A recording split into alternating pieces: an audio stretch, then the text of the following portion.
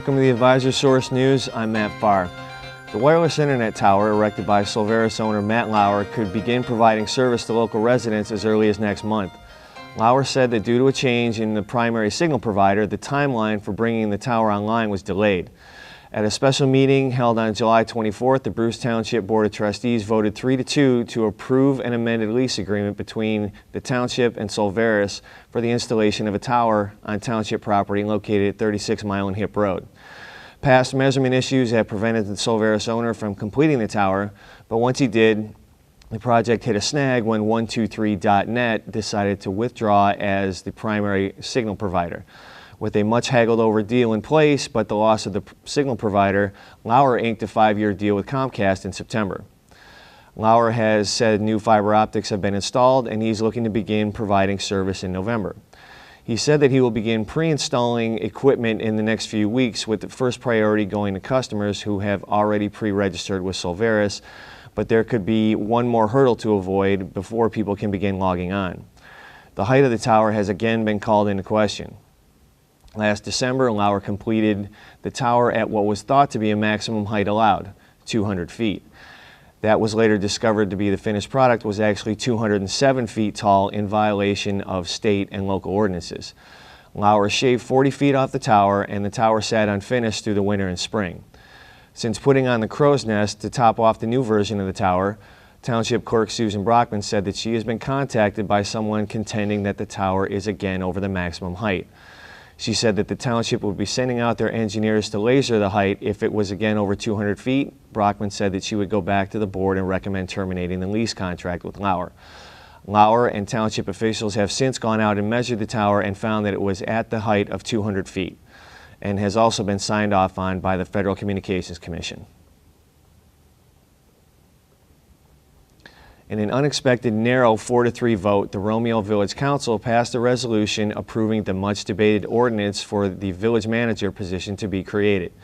The issue has been discussed for months by the board, but the approval of the ordinance came as a surprise to everyone just weeks before the general election. The board voted by the same 4-3 margin in July to have village attorney Mark Clark draft formal language for the ordinance, but the issue had been tabled ever since.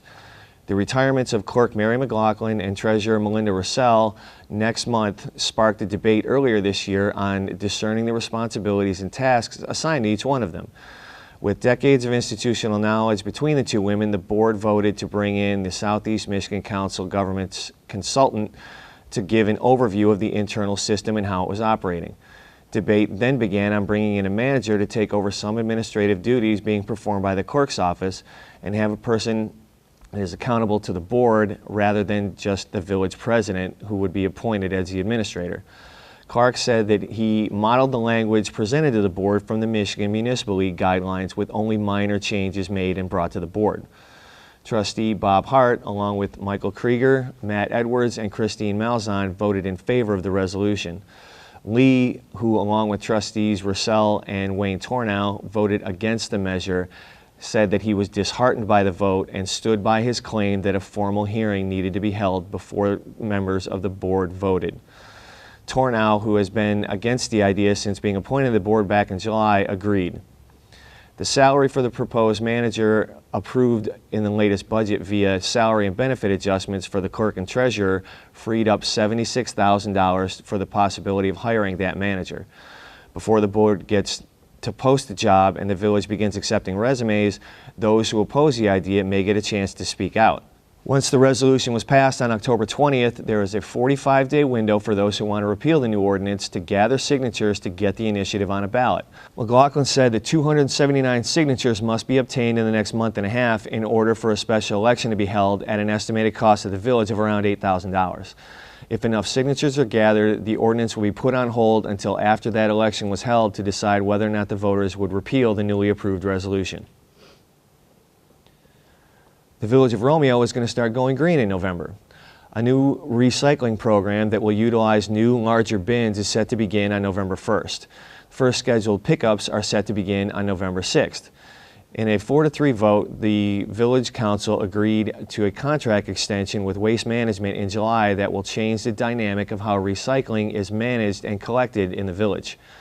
Residents will switch to 64-gallon carts from their current 18-gallon bins. New containers are roughly double the size of a normal garbage can. Each one has a lid and can be easily wheeled out to the curb for pickup by a mechanized arm attached to a disposal truck. Residents can then repurpose their old containers or put them inside the new ones to send back to get recycled. According to Waste Management, residents can place the following materials in their bins: aluminum and metal, cardboard and food boxes, paper, plastic containers, and glass jars and bottles. The new larger bins equate to new service pickup days. Residents will now have pickups every other Thursday rather than on a weekly basis. The current contract, which expired on October 8th, had the village paying $230,000 annually, or $14.15 per month per unit per home. The new cost structure will up that cost to $14.95 a month and raise the total cost to the village of just short of $244,000 in the first year. The company said the cost increase comes from the containers themselves that the company would purchase, maintain, and replace if necessary. A waste management representative estimated that Romeo currently has on average 50% participation in their recycling program and said that the new program could raise that number to 80 to 90% of the 1,360 units currently covered under the new contract.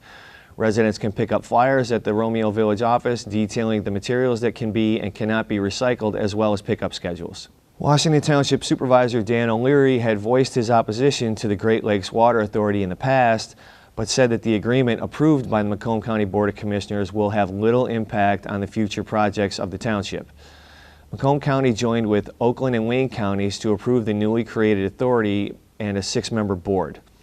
Under the agreement, members of the authority will be locked in for a 40-year, $50 million annual lease with the Detroit Water and Sewer Infrastructure. Each county, as well as the city of Detroit, will cover their payments through rates charged to customers. The Macomb County portion is estimated to be at just under $8 million annually.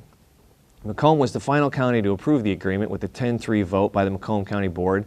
Macomb County Executive Mark Hackle admitted that he was not happy with the agreement for many reasons, but O'Leary also had qualms about the deal.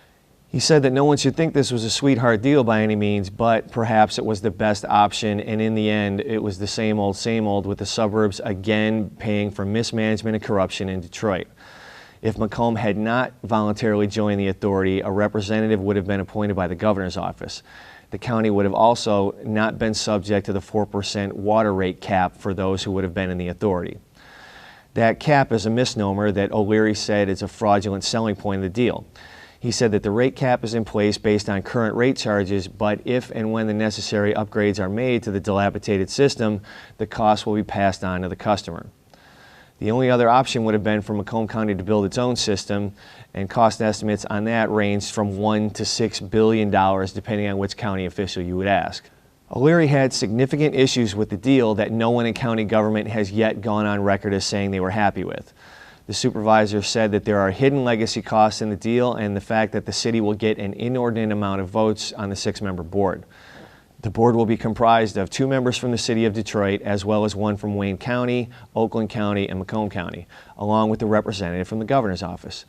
The supervisor said that the city and Wayne County will most likely always vote in a block, leaving issues to be easily passed or blocked by the city controlling half of the votes.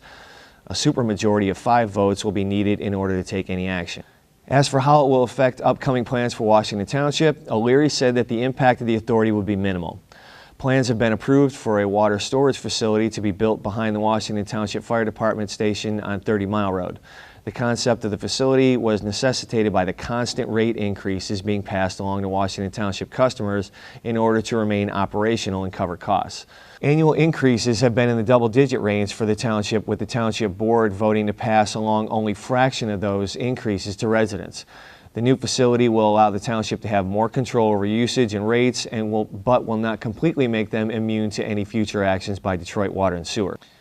The supervisor said that plans are currently being reviewed by the Michigan Department of Environmental Quality on a site yet to be revealed, with Armada Township already on board to become a customer. There is no timetable for breaking ground on the treatment plant, and the water storage facility is estimated to be completed in 2015. Thanks for watching the Advisor Source Weekly Update. I'm Matt Fahr.